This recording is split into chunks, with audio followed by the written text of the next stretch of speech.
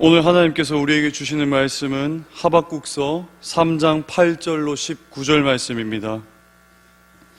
하박국서 3장 8절로 19절 말씀입니다. 구약성경 1304페이지입니다.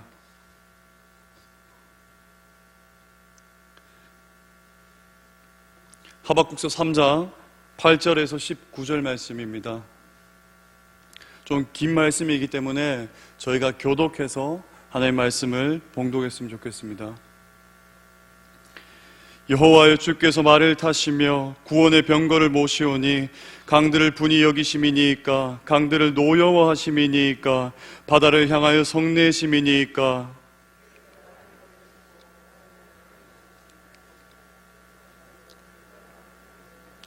산들이 주를 보고 흔들리며 창수가 넘치고 바다가 소리를 지르며 손을 높이 들었나이다.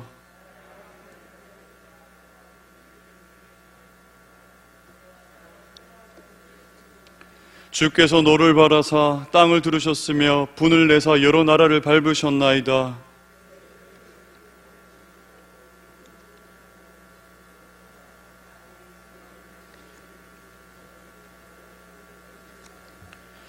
그들이 회오리 바람처럼 이르러 나를 흩으려 하며 가만히 가난한 자 삼키기를 즐거워하나 오직 주께서 그들의 전사의 머리를 그들의 창으로 찌르셨나이다. 내가 들었으므로 내 창자가 흔들렸고 그 목소리로 말미암아 내 입술이 떨렸도다. 무리가 우리를 치러 올라오는 환난 날을 내가 기다림으로 썩이는 것이 내 뼈에 들어왔으며 내 몸은 내 처소에서 떨리는도다.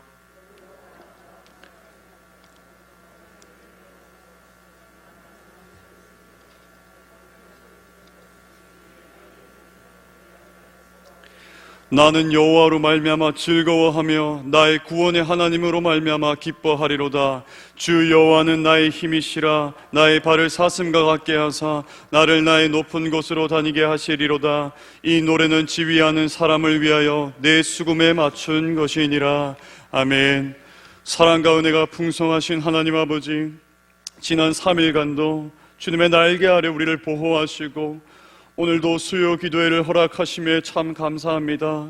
하나님, 현재 이 어려운 상황으로 모든 성도가 함께 모여서 우리가 예배 드리지 못하지만 각자 자리에서 은혜를 사모하는 그 심령 위에 성령으로 충만함으로 역사하여 주시옵소서. 하나님, 이 시간 부족한 종의 입술을 주장하셔서 말씀을 선포하는 자와 듣는 모두가 은혜 받는 시간이 되기를 간절히 소망하며 살아계신 우리 주 예수 그리스도의 이름으로 기도드립니다. 아멘. 우리 서로 인사하면서 시작했으면 좋겠습니다. 좌우 앞뒤로 예수님 안에서 사랑합니다, 축복합니다 인사하면서 시작합니다.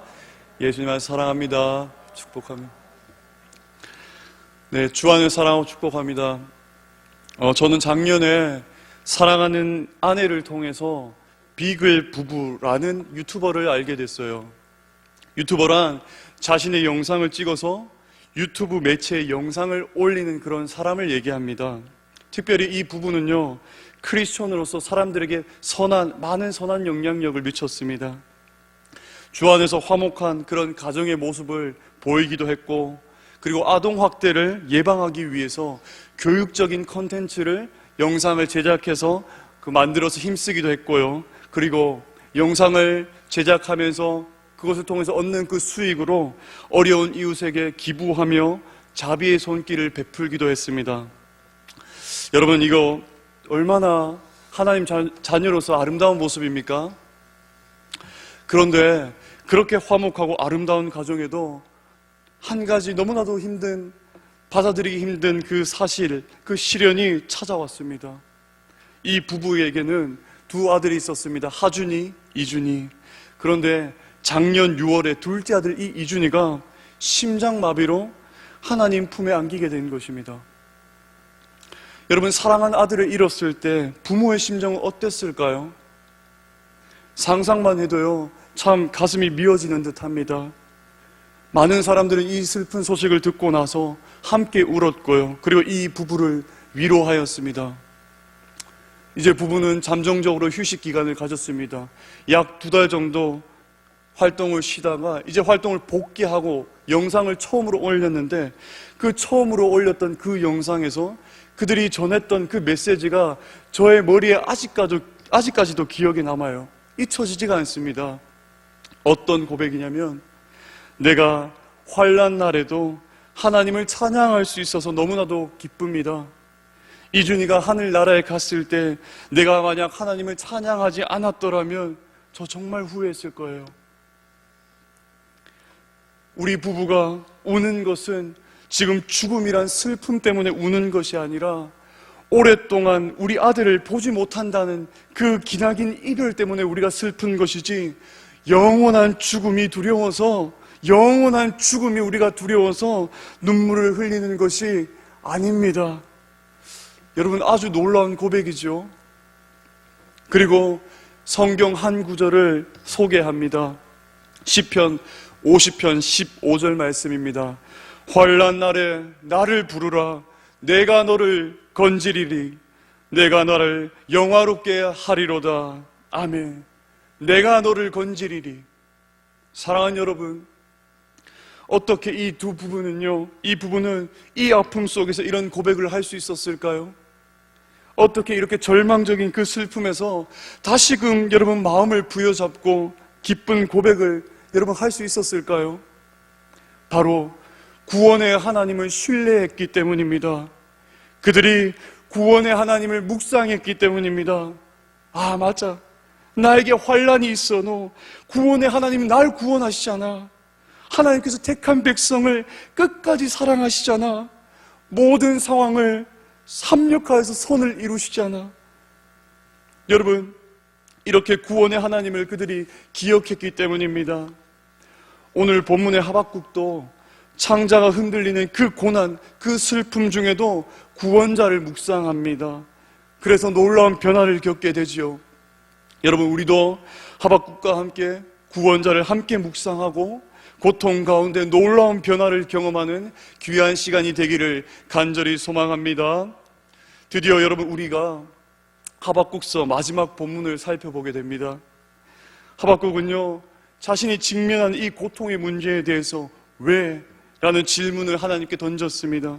하나님, 세상에는 왜 이렇게 악이 많습니까? 정의도 공의도 보이지 않습니다. 왜 하나님의 교회도 이렇게 악합니까, 하나님? 의심과 항변으로 시작된 하박국서였어요. 기다림의 과정을 통해서 하나님은 왜라는 질문에 대답하셨습니다. 내가 내 교회를 바벨론을 사용해서 징계할 것이다. 이에 하박국은 또 묻습니다. 아니 하나님, 바벨론이라뇨?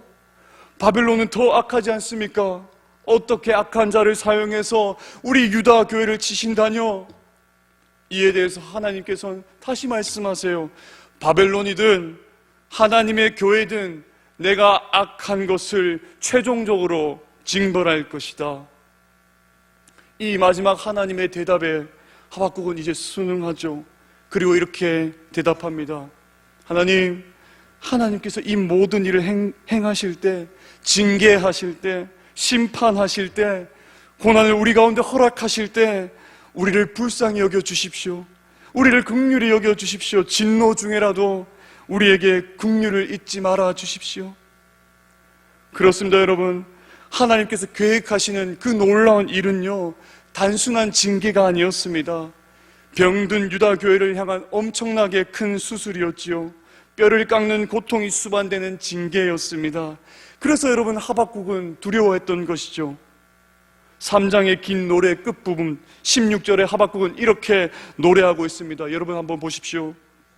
내가 들었으므로 내 창자가 흔들렸고 그 목소리로 말미암아 내 입술이 떨렸도다.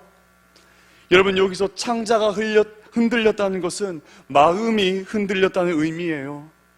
나의 마음이 완전히 지금 무너져서 지금 나의 정신이, 멘탈이 거의 아사 상태, 죽은 상태라는 겁니다. 그런데 여러분, 왜 이렇게 이런 지경까지 이르게 되었을까요? 16절을 이어서 봅시다. 무리가 우리를 치러 올라오는 환난 날을 내가 기다림으로 썩이는 것이 내 뼈에 들어왔으며 내 몸은 내 초소에서 떨리는도다. 아멘. 하박국은 유다교회가 바벨론을 통해서 멸망할 것을 알았기 때문입니다. 그래서 여러분 지금 심하게 떨고 있는 거예요. 특별히 여기서 흔들렸고 떨렸고 떨리는도다 라는 이 표현은 히브리식 관용구로서 쉽게 말하면 울고 있다라는 표현이에요. 좀 더 강하게 말하면 통곡하고 있는 것입니다. 여러분 지금 하박국은 애가하고 있어요. 애가. 여러분 근데 하박국의 이러한 반응은 당연한 반응이 아닐까요? 수술을 준비하는데 단순히 꿰매는 정도의 수술이 아니라 너무나도 큰 수술을, 너무나도 큰 고통을 준비하는데 여러분 누가 두려워하지 않을까요? 고난 앞에서 한없이 연약한 우리 인간이요. 그 놀란 그 고난, 너무나도 큰 고통 앞에서 여러분 누가 두려워하지 않을까요? 그런데 정말로 놀라웠고 정말 이상한 것은 그 다음 구절에서 이어서 하는 하박국의 고백이에요. 그는 통곡하고 울면서 이렇게 고백합니다. 17절 18절입니다. 비록 무화과 나무가 무성하지 못하며 포도나무에 열매가 없으며 감람나무에 소출이 없으며 밭에 먹을 것이 없으며 우리의 양이 없으며 외양간에 소가 없을지라도 나는 여호와로 말미암아 즐거워하며 나의 구원의 하나님으로 말미암아 기뻐하리로다. 잠깐만요 여러분, 뭔가 이상해요. 좀 있으면 바벨론이 쳐들어옵니다. 유다교회를 정복해서 수많은 사람이 죽을 거예요. 징계를 받습니다. 그래서 마치 하나님께 여러분 교회가 버림받는 듯한 느낌을 받게 될 것입니다. 여러분 하박국은 이 모든 것을 알고 있었어요. 알고 있었으니까 여러분 창자가 떨릴 정도로 지금 울고 있었던 거예요. 너무나도 처절하게 우는 나머지 자신의 진과 힘을 다 쏟을 정도로 펑펑 울고 있는 겁니다. 그런 가운데 하박국은 이렇게 고백하고 있는 것입니다.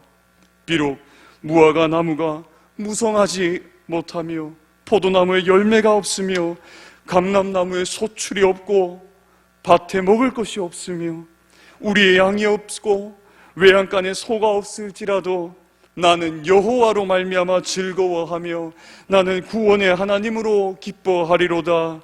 아멘. 여러분 이게 무슨 의미일까요? 그 당시 농업과 목축업으로 생계를 유지했던 그 이스라엘 백성은요, 땅에, 여러분 땅이 식물에 그 소산을 내지 못한다, 동물들이 그 우리에서 없어진다 라고 말하는 것은 그들의 삶의 가장 심각한 문제를 말하는 것이에요. 한마디로 기아 상태예요. 단순히 배가 굶는 정도가 아니라 기아 상태를 말합니다. 하나님께서 말씀하신 그 놀라운 계획은 현실이 더 좋아지는 것이었습니까? 아니에요. 좋아지기는커녕 앞으로 더 나빠질 것을 얘기합니다. 앞으로 하박국과 유다가 처할 현실은요 6번이나 없고가 반복되는 현실입니다. 온통 없고 없으며 없고 없을지라도 없고 뿐이에요. 지금 선지자가 없다고 하는 것들은 있으면 좋지만 없어도 별 지장이 없는 그런 것들이 아닙니다. 없으면 당장 살 수가 없는 생존에 관한 필수적인 것들이에요. 즉 이것은 하나님께서 이스라엘을 철저하게 버리셨다라는 의미입니다. 신명기에서 말씀하신 그 복이, 약속이 지금 철저하게 배제되었잖아요. 그렇다면 여러분 우리가 여기서 한번 생각해 봤으면 좋겠습니다. 이때 우리가 어떻게 기뻐할 수 있냐는 겁니다. 이런 상황에서 우리가 어떻게 기뻐합니까? 이때 어떻게 난 기쁘다, 나 즐거워 라고 여러분 고백할 수 있습니까? 사랑하는 여러분, 원래 우리 인간은요 본성적으로 나에게 더 좋은 환경이 주어질 때 기뻐해요. 즉 하나님께서 나에게 잘해 주시면, 좋은 상황을 주시면 여러분 우리 인간은 기뻐한다라는 것입니다. 그러나 반대로 그렇지 않을 때, 예를 들어서 내 삶의 터전이 다 흔들리고 나의 건강이 다 죽어가는 그런 상황 가운데 여러분 우리는 괴로워합니다. 슬퍼해요. 때론 하나님께 원망하지요. 하나님 왜 이런 상황을 저에게 주십니까? 왜 나만 이런 고난을 겪게 만드십니까? 하며 여러분 하나님을 원망하기도 합니다. 여러분, 이런 모습은요, 우리 인간에게 있는 여러분 너무나도 자연스러운 본성적인 행동이에요. 우리는 보통 하나님께서 우리에게 더 좋은 환경, 더 나은 환경을 주실 때, 하나님 역시 나를 사랑하시는구나 하고 확신합니다. 정말 그렇잖아요. 반대의 경우는 극히 드물어요.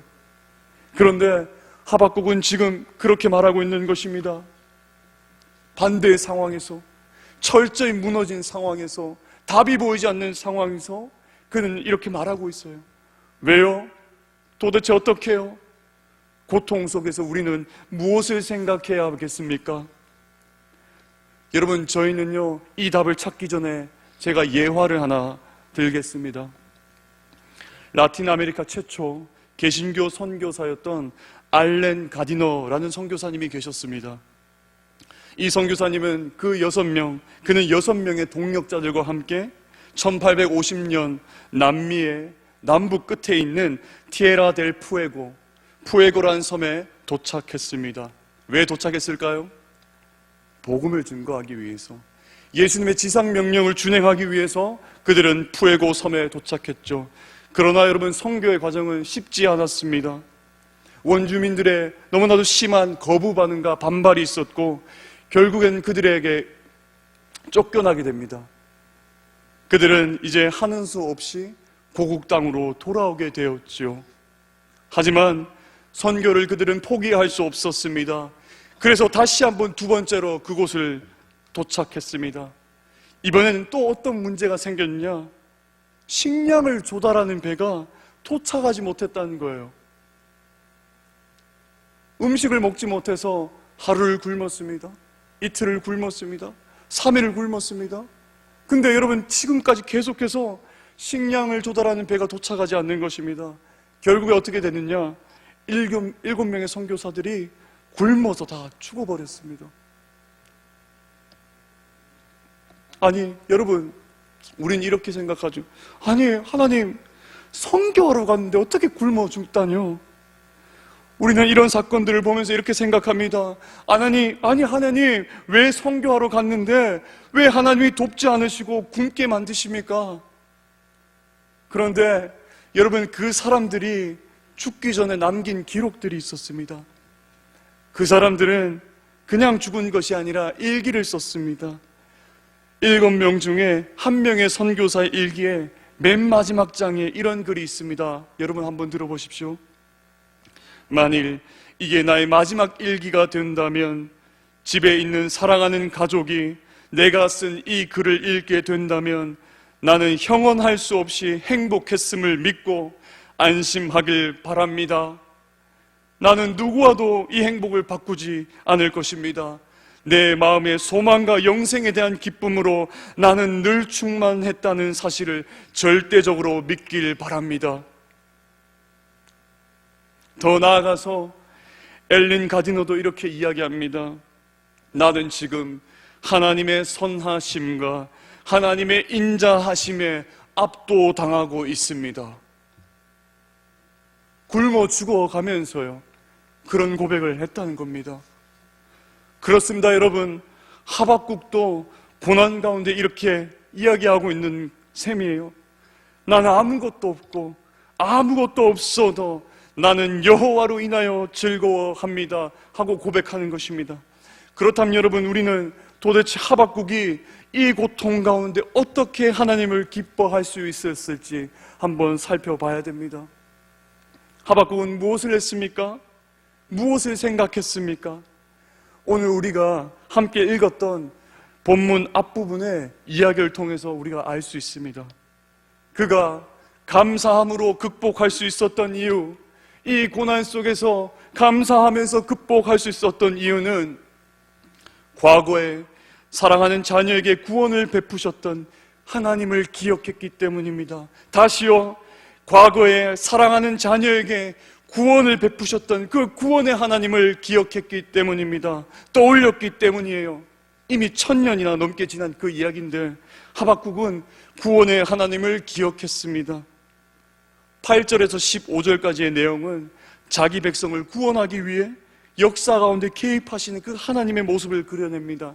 근데 여러분, 우리가 특별히 읽으면서 참 느꼈죠? 시적인 표현이 참 많다라는 것을요. 그래서 여러분 집중하셔야 됩니다. 8절에서 10절입니다. 여호와여, 주께서 말을 타시며 구원의 병거를 모시오니 하수를 분이 여기심이니까, 강을 노여워하심이니까, 바다를 대하여 성내심이니까, 주께서 활을 꺼내시고 살을 바로 발하셨나이다. 주께서 하수들로 땅을 쪼개셨나이다. 주께서 강들로 땅을 쪼개셨나이다. 산들이 주를 보고 흔들리며 창수가 넘치고 바다가 소리를 지르며 손을 높이 들었나이다. 아멘. 여러분, 이 시적인 표현에서 하박국은 도대체 어떤 장면을 노래하고 있었을까요? 바로 이스라엘 백성이 출애굽할 때의 그런 장면입니다. 이스라엘 백성은 애굽을 탈출했지만 홍해라는 장애물을 만나게 됩니다. 이때 이스라엘 백성 뒤에는 바로와 애굽의 병거들이 끌고 왔고요, 이스라엘 백성을 죽이려고 맹추격하고 있었습니다. 이스라엘 백성은 앞으로 나아갈 수도 없었고 지금 뒤로 물러설 수도 없는 그런 상황이었습니다. 이제 이스라엘 백성들에게 살 가능성은 하나도 남지 않았다는 것이지요. 이때 모세는 하나님의 말씀에 따라서 홍해를 향해 지팡이를 이렇게 뻗었는데, 여러분, 놀라운 것은 그때 이미 누군가가 일하고 계셨다는 사실입니다. 8절 앞에 보실까요? 여호와여, 주께서 말을 타시며 구원의 병거를 모으시니. 아멘. 이미 여호와께서 말과 병거를 몰고 홍해 위를 달리고 계셨다라는 것입니다. 살아가는 자녀를 향해서 구원의 병거를 질풍처럼 이미 몰고 오셨던 것입니다. 마치 이런 모습과 같아요. 부모가 한눈판 사이에 아이가 막 차가 많은 정말 위험한 도로길로 막 뛰어가고 있는 거예요. 도중에 여러분, 부모님은 이것을 캐치하고 어떻게 합니까? 정신없이 달려와서 구출하는 그 부모와 같이 주님도 사랑하는 백성에게 이렇게 질풍처럼 오셨다는 것입니다. 그리고 지체 없이 병거에서 무엇을 꺼냈습니까? 활을 꺼냈습니다. 그리고 활을 어디를 향해서 쏟습니까? 홍해 바다를 향해서 쏘셨습니다. 그리고 물을 쪼개셨고 바다가 소리를 지르며 갈라져서 일어서게 됩니다. 즉 아주 높이 치솟아 올랐다는 것입니다. 아주 높았겠죠. 그리고 그 사이 백성들은 어떻게 지나갑니까? 홍해 바다를 안전하게 건너갈 수 있었다는 것입니다. 우리는 놀라운 구원의 하나님을 발견하게 됩니다. 이처럼 바다가 갈라져서 이스라엘 백성이 위기에서 벗어난 것은 참으로 놀라운 기적입니다. 그러나 그건 못지않게 하박국은 놀라운 기적을 또 이어서 노래합니다. 11절입니다. 날아가는 주의 화살의 빛과 번쩍이는 주의 창의 광채로 말미암아 해와 달이 그 초소에 멈추었나이다. 아멘. 해와 달이 그 초소에 멈추었나이다. 무슨 사건이죠? 여호수아 사건입니다. 여호수아가 가나안을 정복할 때 가나안 연합군과의 그 전투를 배경으로 하고 있습니다. 자, 이제 이스라엘 백성이 전쟁 중에 도망하던 그 적을 쫓아낼 때 날은 이미 어두워지고 있었습니다. 시간이 조금만 있었더라면 적을 완전하게 이스라엘 백성들은 격퇴할 수 있었는데 시간이 부족했습니다. 즉 해가 지면 가나안 족속들이 모두 성 안에 들어가서 이제 잡기가 쉽지 않다란 이야기입니다. 이때 여호수아는 하나님께 기도했습니다. 여호수아는 지는 해를 잡아둘 수 있다면 가나안 족속들을 모두 소탕할 수 있을 거라 생각하고 구원의 하나님께 기도했습니다. 그때 어떤 놀라운 일이 생겨납니까? 해와 달이 멈춘 것입니다. 가나안 족속들은 이렇게 생각하고 있었죠. 이제 곧 해가 지니까 우리 얼마든지 숨을 수 있다고. 그런데 여러분, 도무지 해가 지지 않았습니다. 왜요? 그 해는 하나님의 화살이었고 하나님의 창이었기 때문입니다. 곧 하나님의 은혜로 여호수아와 이스라엘은 가나안 족속들을 모두 잡아낼 수 있었던 것입니다. 주 안에서 사랑하는 여러분, 우리는요 8절에서 15절, 우리가 좀 더 크게 보겠습니다. 지난번에 나눴던 3절에서 15절까지의 말씀에서 우리는 한 가지 공통점을 발견하게 됩니다. 무엇입니까? 과거를 기억하는 일입니다. 과거 구원의 하나님의 역사를 기억하는 것입니다. 그리고 반복적으로 기억하고 있죠. 이렇게 말하는 것입니다. 주님, 출애굽을 생각합니다. 출애굽을 추억해요. 이스라엘 백성이 출애굽할 때 그들이 하나님께 잘한 거 없었잖아요. 뭐 하나 뛰어난 거 없었잖아요. 날마다 하나님께 죄를 짓고 범죄하며 하나님 마음을 아프게 했던 게 이스라엘 백성들의 모습이었습니다. 그렇지만 하나님께 모세를 세우셨고 그리고 이스라엘 백성들을 인도해 주셨잖아요. 그때 수많은 이적을 행하셔서 그들을 구원하셨음을 제가 기억합니다. 또한 여호수아의 이야기도 기억합니다. 해와 달이 멈추었습니다. 가나안의 연합군이 우리를 위협하게 할 때에도 하나님께서 놀라운 기적을 통해서 우리를 구원해 주셨잖아요. 나는 그것을 기억합니다. 나는 그 구원의 하나님을 추억합니다. 쉽게 말하면요, 하나님, 이스라엘 백성들이 잘난 것이 하나도 없는데도 하나님은 택한 백성을 구원하셨습니다. 오직 은혜로 구원하셨습니다. 하나님은 택한 백성을 버리지 않으실 겁니다. 제가 그 사실을 기억합니다. 라고 3장에서 하박국은 반복적으로 노래하면서 이 사실을 기억하고 믿는 것입니다. 이 구원이란 단어에 포커스를 맞춰서 여러 사건을 통해서 구원의 하나님을 계속해서 떠올렸다는 것입니다. 주 안에 사랑하는 여러분, 우리는 살면서 고통 가운데 있을 때가 참 많습니다. 살면서 괴로울 때가 참 많습니다. 특별히 우리는 하나님의 백성이고 하나님의 자녀들이지만 이 세상을 사는 동안 고통을 피할 수는 없지요. 고통을 경험하면서 우리는 살아가고 있습니다. 병도 듭니다. 늙고 죽기도 합니다. 때로는 환난이 찾아오고 공고함이 우리에게 찾아옵니다. 때로는 우리가 박해를 받기도 합니다. 때로는 기근을 당하기도 합니다. 때로는 위험한 일을 당하기도 합니다. 때로는 죽음 앞에 두려워하기도 합니다. 그때 우리는 고난의 이유를 분석하기 시작합니다. 나는 왜 고통 중에 있을까? 나는 왜 이런 비참함에 빠져 있을까? 나는 왜 지금 울고 있을까? 여기서 우리가 고난을 생각할 때 우리의 잘못으로 나타날 고난도 있을 것입니다. 혹은 우리가 고난의 이유를 명확하게 파악할 수 없을 때도 있어요. 왜요? 고난은 여러분 우리의 머리로 그렇게 쉽게 해석할 수 있는 게 아니기 때문입니다. 그러나 여러분, 우리가 오늘 본문을 두고 우리 함께 이 한 가지 사실만 꼭 기억했으면 좋겠습니다. 하박국은 오늘날 우리에게도 끊임없이 신자들에게 이렇게 이야기하고 있습니다. 하나님께서 백성들이 연약함에도 불구하고 그들을 향한 긍휼과 사랑을 멈추지 않으셨잖아. 택한 백성을 향한 그 사랑 놓치지 않으셨잖아. 우리 보고 기억하라고 여러분 하박국은 우리에게 전하고 있는 것입니다. 그 사랑 놓치지 않았어. 택한 백성을 향한 그 사랑 끊지 않았어.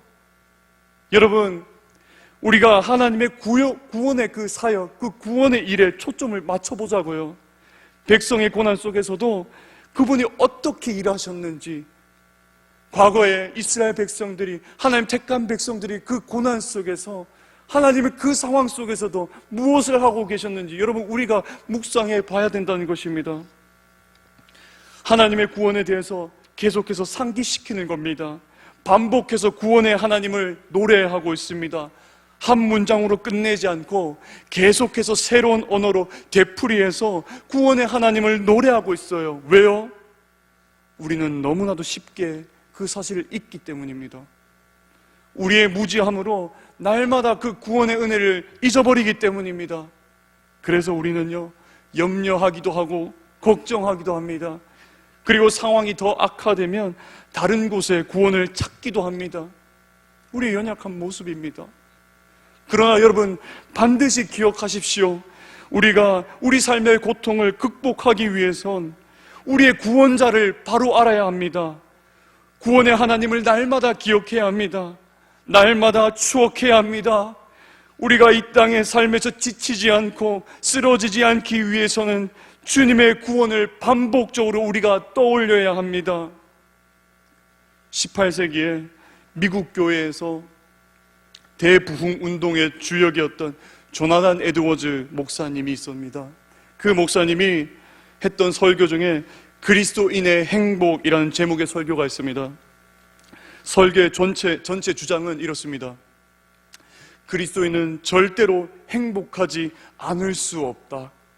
예수 그리스도를 따르는 그리스도인은 고통 가운데도 반드시 행복할 수 있다라는 것이 이 설교의 전체적인 주장입니다. 그리고 조나단 에드워즈는 3대지로 3가지 이유로 정리합니다. 그리스도인이 행복할 수 있는 이유는 첫 번째, 우리의 나쁜 일들은 결국 선한 일로 바뀔 것이기 때문입니다. 합력해 선을 이루리라. 둘째, 우리의 좋은 일들은 궁극적으로 사라지지 않을 것이기 때문입니다. 그게 무엇입니까? 우리의 좋은 일들이요? 궁극적으로 사라지지 않을 그 좋은 일들이 뭡니까? 바로 우리가 받은 구원입니다. 하나님께 의롭다 칭함받은 그 칭이 구원입니다. 절대로 흔들리지 않는다라는 것입니다. 셋째, 최고의 것은 아직 오지 않았기 때문입니다. 뭡니까? 하나님 나라. 그 나라가 고통 중에도 아직까지 오지 않았기 때문입니다. 그래서 그리스도는 행복할 수 있는 것입니다. 그리고 그 설교의 마지막 부분에 그는 이렇게 이야기합니다. 여러분들이 이 사실을 믿고 있다면, 하늘에 여러분의 이름이 쓰여져 있다는 것을 알고 있다면, 여러분들이 가장 좋은 것만큼 결코 빼앗길 수 없는 것을 알고 있다면, 여러분은 이제 세상이 주는 고난과 세상이 보내는 군대를 멸시할 수 있을 것입니다. 이길 수 있을 것입니다. 그러므로 얼마나 여러분이 고난 가운데서도 하나님께 기뻐할 수 있는지, 고난 가운데도 얼마나 하나님을 바라볼 수 있는지 생각할 수 있습니다. 여러분을 괴롭게 하는 죄와 고난과 사망은 결코 여러분에게 진정한 해와 상처를 입힐 수 없습니다.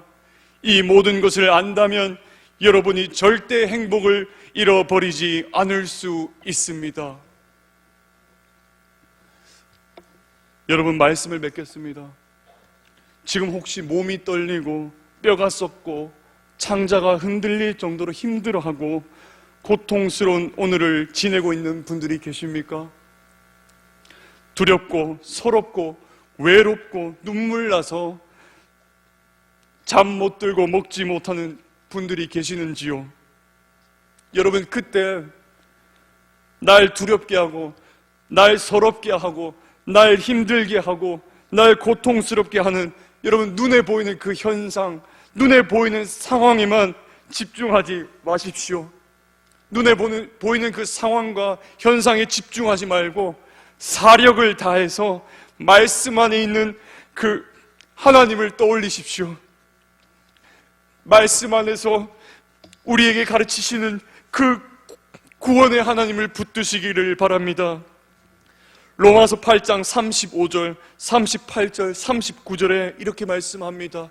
여러분, 우리가 한 목소리로 이 구절 고백했으면 좋겠어요. 정말 내가 하는 고백과 같이, 정말 하나님, 제가 이 고백을 하길 원합니다 하는 그 심정으로 함께 마음을 담아서 고백했으면 좋겠습니다. 누가 우리를 그리스도의 사랑에서 끊으리요? 환난이나 공고나 박해나 기근이나 적신이나 위험이나 칼이랴.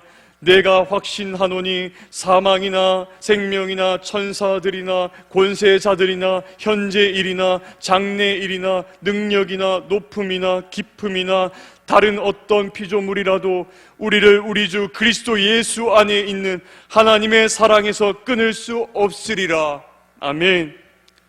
우리를 우리 주 그리스도 예수 안에 있는 하나님의 사랑에서 끊을 수 없으리라. 아멘. 때론 우리에게 어려움이 찾아옵니다. 그래서 우리는 쓰러지기도 합니다. 낭망하기도 합니다. 모든 것을 내려놓고 싶기도 합니다. 심지어 이 생을 떠나고 싶은 마음이 들기도 합니다. 그러나 그거 하나 반드시 기억하십시오. 이거 하나만 반드시 기억하십시오. 구원의 하나님이 택한 백성을 향한 그 사랑을 결코 끊지 않으신다라는 사실을 기억하십시오. 연약한 우리를 이끌어 주실 겁니다. 쓰러져도요? 네, 쓰러져도요. 다시 일으켜 주실 것입니다. 택한 백성을 다시금 일어나게 하셔서 이 고통 속에서도 저 천국 본향을 향해서 나아갈 수 있도록 주님께서는 우리를 인도해 주실 것입니다. 우리의 구원을 완성해 주실 것입니다. 우리를 건져 주실 것입니다. 영원히. 그래서 하박국은 19절에 이렇게 힘차게 고백하는 겁니다. 주 여호와는 나의 힘이십니다. 아멘.